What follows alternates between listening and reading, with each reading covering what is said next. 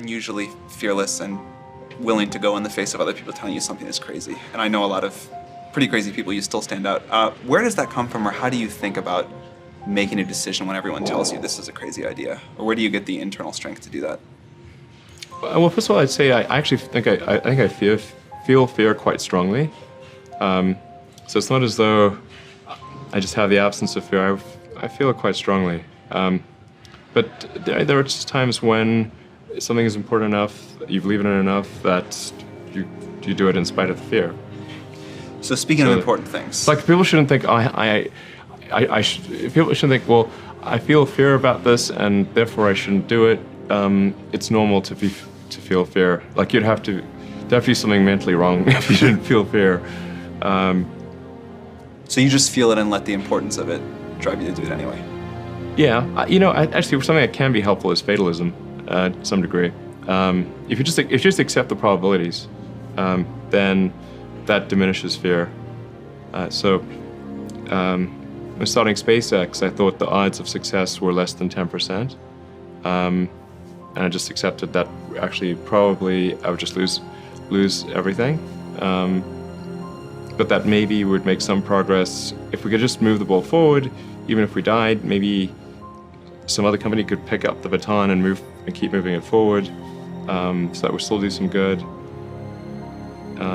Yeah, same with Tesla. I thought the odds of a car company succeeding were extremely low. The best thing you can do is teach people to write, because there's no difference between that and thinking. And one of the things that just blows me away about universities is that no one ever tells students why they should write something. It's like, well, you have to do this assignment. Well, why are you writing? Well, you need the grade. It's like, no, you need to learn to think, because thinking makes you act effectively in the world. Thinking makes you win the battles you undertake, and those could be battles for good things. If you can think and speak and write, you are absolutely deadly. Nothing can get in your way. So that's why you learn to write. It's like, and I can't believe that people aren't just told that. It's like, it's the most powerful weapon you can possibly provide someone with. And I mean, I know lots of people who've been staggeringly successful and watched them throughout my life. I mean, those people, you don't want to have an argument with them. They'll just slash you into pieces. And not in a malevolent way. It's like, if you're going to make your point and they're going to make their point, you better have your points organized, because otherwise you are going to look like and be an absolute idiot. You are not going to get anywhere. And if you can formulate your arguments coherently and make a presentation, if you can speak to people, if you can lay out a proposal, God, people give you money, they give you opportunities, you have influence. And what do you say to someone who are saying, oh, nobody around me are believing in me? And that's okay. If you have that, that's great. If you don't have it, yeah, it's okay. I, for years, read books of people who I didn't know, but I considered them as my personal mentors. I studied Winston Churchill, who said, the truth is incontrovertible. Malice may attack it, ignorance may deride it, but at the end, there it is.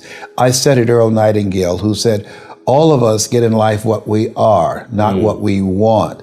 All of us are self-made, but only the successful will admit it. So I studied these people, and they mentored to me. I feel their spirits. I surrounded myself in my bed with their books and their audio, in my imagination, and listening to their audio programs. Yes. So how much does the library card cost? It's free in the United States. I don't know what in your country. So I suggest that you spend time working on yourself. Study the high achievers. I did that to find out how did they get there. I studied the life of Frederick Douglass, who said we won't get everything that we fight for, but everything we get, it will be a fight.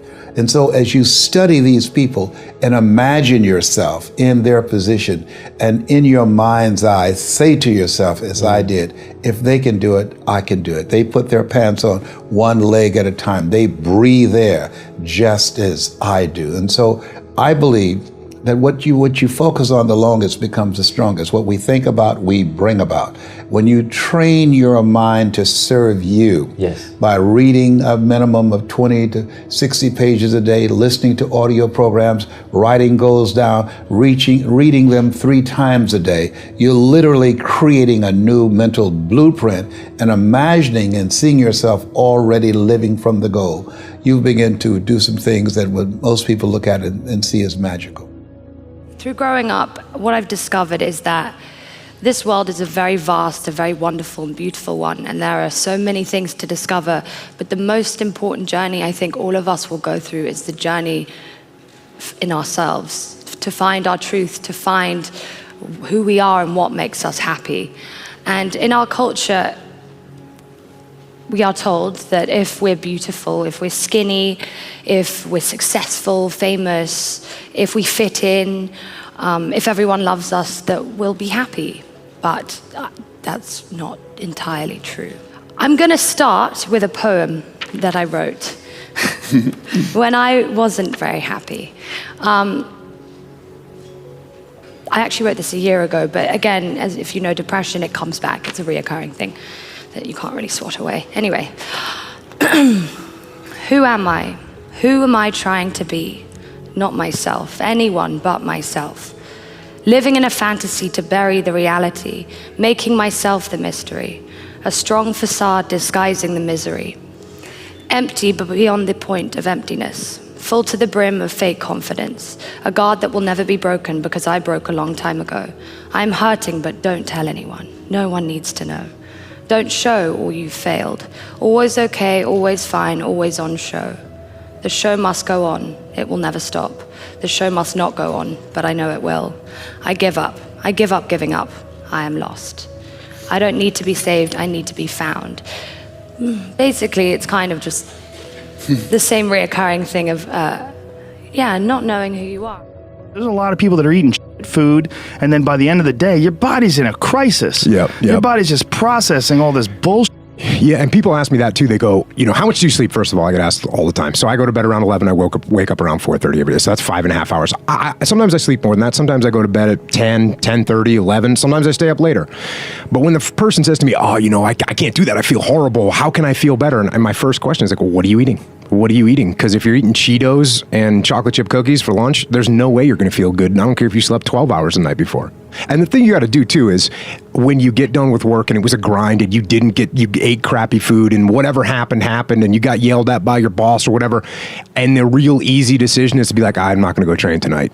Those are the nights you got to train, because that is going to kick you back onto track real quick. When you get in there and you see your boys and they're getting ready to tear you up on the mats, and that's going to get you on track as opposed to going home and watching TV, which isn't going to do anything for you. Yeah, and if jiu-jitsu's not your thing, whatever the your thing is, just go and do it. Just force yourself to do it. And if you feel like because you ate lunch, then your lunch was, filled with bullshit, well then, hey dummy, don't eat lunch tomorrow. Tomorrow, try a nice salad. Yeah. Try a salad with some salmon and see how you feel then. You're like, hey, I feel way better today at 6 o'clock. Duh. Yeah. Now your decision making will be better. Like people don't understand how significant it is. Like all these little decisions, those are like that's the path for the rest of your existence on Earth. And if you decide to go to Cheetos chocolate chip cookie route, you're just making a path. You're carving your path through broken rocks and glass. I just feel like advice that I would give is just like let yourself be so consumed in your art or whatever your passion is. It's literally the greatest feeling in the world. It's like love. Like it's, to just let yourself be just like swallowed whole by what makes you feel alive and what connects you to, the universe and that inner voice. There's nothing more beautiful than that. And it's such a selfless thing.